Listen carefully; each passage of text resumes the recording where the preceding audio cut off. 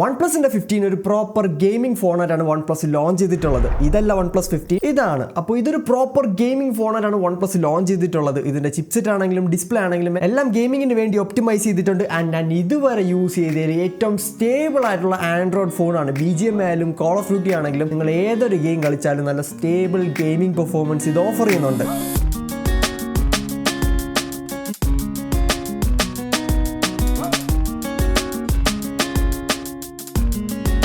And ഇതിൻ്റെ design വെച്ച് start ചെയ്യാനാണെങ്കിൽ ഡിസൈൻ എനിക്ക് നല്ലോണം ഇഷ്ടപ്പെട്ടിട്ടുണ്ട്. ചിലർ പറയുന്നുണ്ട് OnePlus 13 അത്ര സൂപ്പർ അല്ല എന്ന്, ബട്ട് എനിക്ക് അങ്ങനെയൊന്നും ഫീൽ ചെയ്തിട്ടില്ല. നല്ല പ്രീമിയം ഡിസൈൻ തന്നെയാണ് ഇവിടെ കൊടുത്തിട്ടുള്ളത്. പക്ഷേ ഇതിലുള്ള ചില മെറ്റീരിയൽ ചോയ്സസ് എനിക്ക് അത്ര ഇഷ്ടപ്പെട്ടിട്ടില്ല. എന്നിരുന്നാലും ഇതിന്റെ ഫ്രെയിമിന്റെ ഒരു ഫിനിഷിംഗ് എന്ന് പറയുന്നത് അടിപൊളിയാണ്. ഇതൊരു ടൈപ്പ് ഓഫ് അലുമിനിയം തന്നെയാണ്. OnePlus പറയുന്നത് എയറോസ്പേസ് ഗ്രേഡ് മെറ്റൽ എന്നാണ്. ആൻഡ് അതിന്റെ പുറത്ത് കൊടുത്തിരിക്കുന്ന കോട്ടിംഗ് കിടിലാണ്. ഒരു ടൈപ്പ് ഓഫ് സെറാമിക് കോട്ടിംഗ് ആണ് OnePlus ഇവിടെ കൊടുത്തിട്ടുള്ളത്. നല്ല പ്രീമിയം ഇൻ ഹാൻഡ് ഫീൽ ആണ്. ആൻഡ് ഇതുവരെ യൂസ് ചെയ്തതിൽ ഏറ്റവും പ്രീമിയം ഫീലിംഗ് ഫ്രെയിം എന്ന് വേണമെങ്കിൽ പറയാൻ പറ്റും. ആപ്പിൾ ഇതിന്റെ ഈ ഒരു ഫ്രെയിമിൽ കൊടുത്തിരിക്കുന്ന കോട്ടിംഗ് നോക്കി വെക്കുന്നത് നല്ലതായിരിക്കും. കാരണം അടുത്ത് വരാൻ പോകുന്ന ഐഫോൺ സീരീസിന് എന്തായാലും ഇത് അപ്ലൈ ചെയ്യാൻ പറ്റുന്നതാണ്. പിന്നെ നോർമലി മറ്റേ പെയിന്റ് ഇളകി പോകുന്ന പോലത്തെ പ്രോബ്ലം ഒന്നും നമുക്ക് ഈ ഒരു ഫ്രെയിമിൽ നിന്ന് വരത്തില്ല. ചില ഹൈ എൻഡ് ഫ്ലാഗ്ഷിപ്പ് ഫോൺസിലൊക്കെ അങ്ങനെ ഇളകി പോകുമായിരിക്കാം, ബട്ട് ഈ ഒരു ഫോണിൽ നിന്ന് അങ്ങനെ പോകുമെന്ന് എനിക്ക് തോന്നുന്നില്ല. പക്ഷേ ഇതിന്റെ ബാക്കിലിട്ട ഈ ഒരു മെറ്റീരിയൽ ഉണ്ടല്ലോ, ഇത് ഗ്ലാസ് അല്ല, ഇതൊരു പ്ലാസ്റ്റിക് മെറ്റീരിയൽ ആണ്. ഈ ഒരു കളറിലാണ് പ്ലാസ്റ്റിക് വരുന്നത്. ഇതിന്റെ പേർപ്പിൾ കളറോ അല്ലെങ്കിൽ ബ്ലാക്ക് കളറോ എടുക്കുകയാണെങ്കിൽ നിങ്ങൾക്ക് അവിടെ ഗ്ലാസ് പാക്ക് തന്നെ കിട്ടും. എന്നും പറഞ്ഞ് നിങ്ങൾ ഈ ഒരു കളർ പർച്ചേസ് ചെയ്താലും വളരെ ചീപ്പ് ഫീലിംഗ് ഒന്നും നിങ്ങൾക്ക് ഒരിക്കലും കിട്ടാൻ പോകുന്നില്ല. നല്ല പ്രീമിയം ഫീൽ തന്നെ കിട്ടും. അതിന്റെ ആ ഒരു മെറ്റീരിയൽ ചോയ്സ് ഒക്കെ അത്യാവശ്യം നല്ലതാണ്. ഈ ബഡ്ജറ്റ് ലെവലിൽ കിട്ടുന്ന പ്ലാസ്റ്റിക് ആയിട്ടൊന്നും ഈ ഒരു പ്ലാസ്റ്റിക് ബാഗിനെ കമ്പയർ ചെയ്യല് നല്ല ടൈറ്റ്ലി പാക്ഡ് ആണ്. പിന്നെ 8.1 mm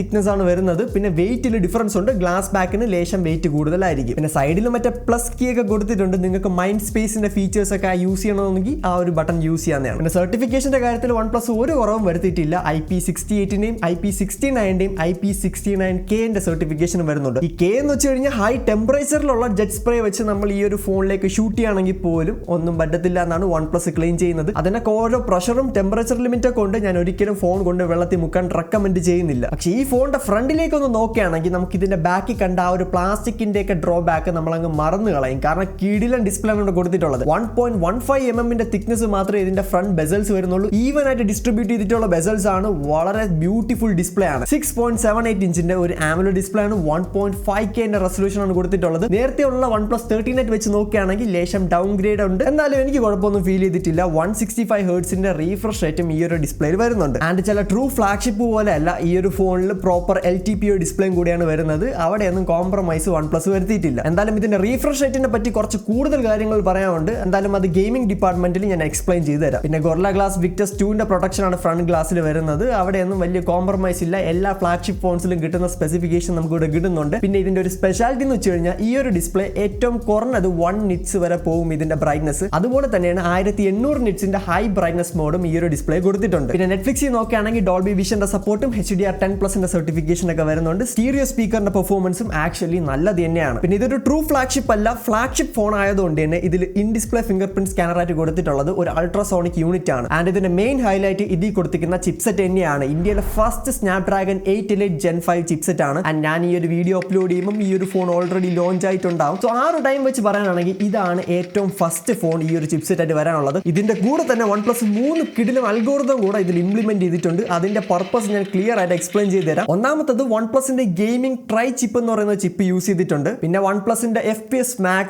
അതുപോലെ തന്നെയാണ് OnePlus ഗെയിമിംഗ് കോർ, അങ്ങനെ 3 അൽഗോരിതം OnePlus ഇവിടെ യൂസ് ചെയ്തിട്ടുണ്ട്. ഇത് ആക്ച്വലി നല്ലോണം പണിയെടുക്കുന്നുണ്ട്. അതായത് ഈ ഒരു ഫോൺ ഗെയിമിംഗ് പെർഫോമൻസ് വെച്ച് പറയാനാണെങ്കിൽ പണ്ട് എല്ലാവരും പറയില്ലേ ഐഫോൺ ആണ് ഏറ്റവും നല്ല ഗെയിം അല്ലെങ്കിൽ നല്ല സ്റ്റെബിലിറ്റി ഓഫർ ചെയ്യുന്നതെന്ന്. എന്നാൽ ഈ ഫോണിന്റെ ഗെയിമിംഗ് സ്റ്റെബിലിറ്റി കിടിലാണ്. നിങ്ങൾക്ക് ഗെയിമിങ്ങിന് വേണ്ടി ഫോൺ നോക്കുന്നുണ്ടെങ്കിൽ ഇനി ഐഫോൺ നോക്കി ഇരുന്നിട്ട് വലിയ കാര്യമൊന്നുമില്ല. കാരണം ഐഫോണിനെക്കാട്ടും ബെറ്റർ സ്റ്റെബിലിറ്റി എനിക്ക് ഇവിടെ ഫീൽ ചെയ്യുന്നുണ്ട്. അത് ഒരു ആൻഡ്രോയിഡ് ഫോണിൽ ഫസ്റ്റ് ടൈമാണ് എനിക്ക് അങ്ങനെ ഫീൽ ചെയ്തിട്ടുള്ളത്. അത്യാവശ്യം കുറച്ച് സമയം മാത്രമേ എൻ്റെ കയ്യിൽ ഈ ഒരു ഡിവൈസ് ഉണ്ടായിരുന്നുള്ളൂ. ഞാൻ അത്രയും നേരം നല്ല രീതിയിൽ ഗെയിംസ് ഒക്കെ ടെസ്റ്റ് ചെയ്ത് നോക്കിയിട്ടുണ്ടായിരുന്നു. മെയിനായിട്ട് 2 ഗെയിംസ് ആണ് ടെസ്റ്റ് ചെയ്ത് നോക്കിയിട്ടുണ്ടായിരുന്നത്. ഒന്നാമത്തത് BGMA ആണ്. BGMAയിൽ നേറ്റീവ് ലെവലിൽ 120 FPS സപ്പോർട്ട് ചെയ്യുന്നുണ്ട്. 120 FPS ബാക്കി ബാക്കിയുള്ള ഫോൺ പോലെ ഫേക്ക് FPS അല്ലെങ്കിൽ അങ്ങനെയൊന്നും അല്ല തരുന്നത്. പ്രോപ്പർ 120 FPS ആണ്. പിന്നെ ഈ ഒരു ഫോണിന്റെ ലേറ്റൻസി ആണെങ്കിലും ടച്ച് റെസ്പോൺസ് ആണെങ്കിലും BGMI കിടിലാണ് വർക്ക് ചെയ്യുന്നത്. ഈ ഒരു ഫോൺ ഒരു പ്രോപ്പർ ഗെയിമിംഗ് ഫോൺ ആണ്. ആൻഡ് ആ ഒരു ക്ലെയിമിൽ ഇത് 100% ഡെലിവറും ചെയ്യുന്നുണ്ട്. പിന്നെ കോൾ ഓഫ് ഡ്യൂട്ടി നോക്കുകയാണെങ്കിൽ നിങ്ങൾക്ക് 165 Hz നേറ്റീവ്ലി സപ്പോർട്ട് ചെയ്യുന്നുണ്ട്. അതും ഇത്രയും സ്മൂത്ത് ആയിട്ട് ഞാൻ കോൾ ഓഫ് ഡ്യൂട്ടി വേറൊരു ഫോണിൽ എക്സ്പീരിയൻസ് ചെയ്തിട്ടില്ല. പിന്നെ ഈ ഒരു 120 to 165 ജമ്പ് എന്ന് പറയുന്നത് നിങ്ങൾക്ക് പെട്ടെന്ന് അങ്ങനെ നോട്ടീസ് ചെയ്യാൻ പറ്റത്തില്ല. എങ്കിലും ഇതിൽ കൊടുത്തിട്ടുണ്ട് നല്ല സ്റ്റേബിൾ ആയിട്ട് ഫ്രെയിം റേറ്റ് കാണിക്കുന്നുണ്ട്. അപ്പോൾ അത്യാവശ്യം നല്ല സ്റ്റേബിൾ ഫോണാണ്. എന്തായാലും നമ്മൾ ഇനിയും ഈ ഒരു ഫോണിൽ ഫ്രെയിം റേറ്റ് ഒക്കെ ടെസ്റ്റ് ചെയ്യുന്നുണ്ട്. അടുത്ത് ഇതിന്റെ റിവ്യൂ വീഡിയോ ചെയ്യുമ്പോൾ നമ്മൾ എന്തായാലും ഇൻക്ലൂഡ് ചെയ്യുന്നതാണ്. ഗൻഷൻ ഇമ്പാക്ട് ടെസ്റ്റ് ചെയ്യാനുണ്ട്. അതുപോലത്തെ കുറച്ച് ഗെയിംസും കൂടെ ഈ ഒരു ഫോണിൽ നമ്മൾ ടെസ്റ്റ് ചെയ്ത് നോക്കുന്നതായിരിക്കും. പിന്നെ ബെഞ്ച് മാർക്കിന്റെ കേസിലാണ് ചെറിയൊരു പ്രോബ്ലം ഉള്ളത്. ഇതിന്റെ സ്കോർ ഒന്നും ക്ലെയിം ചെയ്യുന്ന ലെവലിലേക്ക് എത്തിയിട്ടില്ല. പക്ഷേ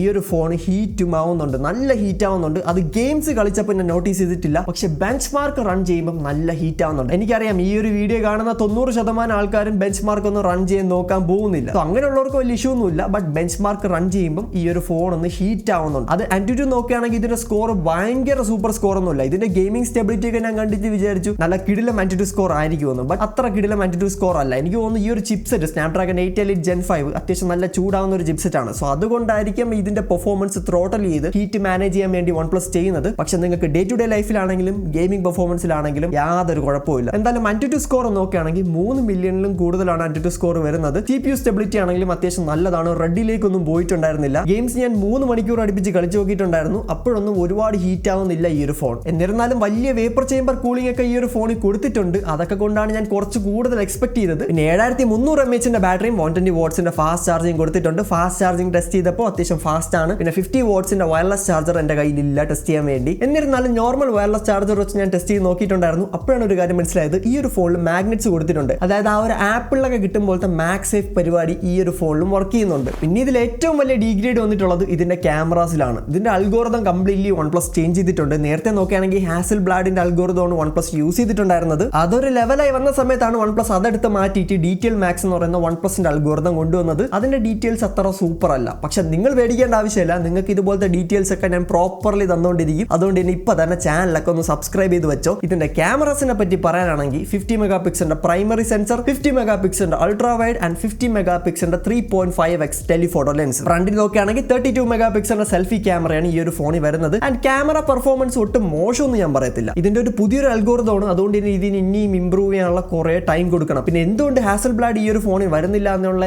ആൻസർ വളരെ സിമ്പിൾ ആണ്. ഓപ്പോന്റെ ഫോൺസ് വിൽറ്റ് പോകണം. അതുപോലെ തന്നെയാണ് സ്നാപ്ഡ്രാഗൺ 8 Elite Gen 5 എന്ന് പറയുന്നത് ഒട്ടും ചീപ്പായിട്ടുള്ള ചിപ്സെറ്റ് അല്ല. ഇതിന്റെ പ്രൈസ് ഒരുപാടൊന്നും കൂട്ടാതെ തന്നെ ഈ ഒരു ചിപ്സെറ്റ് കൊടുക്കണമെങ്കിൽ എവിടെയെങ്കിലൊക്കെ കോംപ്രമൈസ് വരുത്തണം. അതുകൊണ്ട് തന്നെ OnePlusന് എളുപ്പമായി ആ ഒരു ഹാസൽബ്ലാഡ് ആയിട്ടുള്ള കൊളാബ് നിർത്തുകയാണെങ്കിൽ OnePlusന് അവർക്ക് പൈസ കൊടുക്കേണ്ട ആവശ്യമില്ല. OnePlusന്റെ സ്വന്തമായിട്ടുള്ള ഒരു അൽഗോറിതം വെച്ച് കൊടുത്താൽ മതിയല്ലോ. സോ അതുകൊണ്ടാണ് OnePlus അങ്ങനെ ഒരു സ്റ്റെപ്പ് ചെയ്തത്. എന്നിരുന്നാലും ക്യാമറ പെർഫോമൻസ് ഡീസന്റ് ആണ്. കുറച്ച് നേരം മാത്രമേ ഞാൻ ഇതിന്റെ ക്യാമറാസ് ടെസ്റ്റ് ചെയ്തിട്ടുണ്ടായിരുന്നുള്ളൂ. അത്യാവശ്യം ഡീസന്റ് സ്കിൻ ടോൺസും ഒരു ഡീസന്റ് HDR പെർഫോമൻസ് ഒക്കെയാണ് കിട്ടിയിട്ടുണ്ടായിരുന്നത്. ഇതൊരു പുതിയ ഫോണാണ്. എന്തായാലും പുതിയ അപ്ഡേറ്റ്സിനൊക്കെ വേണ്ടി വെയിറ്റ് ചെയ്യുക. നമ്മൾ എന്തായാലും ഇതിന്റെ റിവ്യൂ വീഡിയോ ചെയ്യുന്നതായിരിക്കും. പിന്നെ ഈ ഒരു ഫോണും വേറെ ഏതെങ്കിലും ഫോണായിട്ട് ക്യാമറ കമ്പാരിസൺ കാണണമെങ്കിലും താഴെ കമന്റ്സിൽ മെൻഷൻ ചെയ്യാം. പിന്നെ ഇതിന്റെ ഫ്രണ്ട് ക്യാമറ ആണെങ്കിലും ബാക്കിലത്തെ 3 ക്യാമറ യൂസ് ചെയ്തും 4K 60 FPS വീഡിയോസ് എടുക്കാവുന്നതാണ്. എന്തായാലും ഇതിന്റെ പ്രൈമറി ക്യാമറയുടെ ഷോട്ട് ഞാൻ കാണിച്ചു തരാം. അതുപോലെ തന്നെ അൾട്രാ വൈഡ് ആണെങ്കിലും പിന്നെ 3x ഒക്കെ ഫോട്ടോസ് ഞാൻ കാണിച്ചു തരാം. നിങ്ങൾ തന്നെ ഇതിനെ ജഡ്ജ് ചെയ്യുക. ഫ്രണ്ട് ക്യാമറ നോക്കുകയാണെങ്കിലും അത്യാവശ്യം നല്ലതായിട്ടാണ് എനിക്ക് ഫീൽ ചെയ്തിട്ടുള്ളത്. പിന്നെ ഇതിലെ എല്ലാ ക്യാമറാസ് യൂസ് ചെയ്ത് നമുക്ക് 4K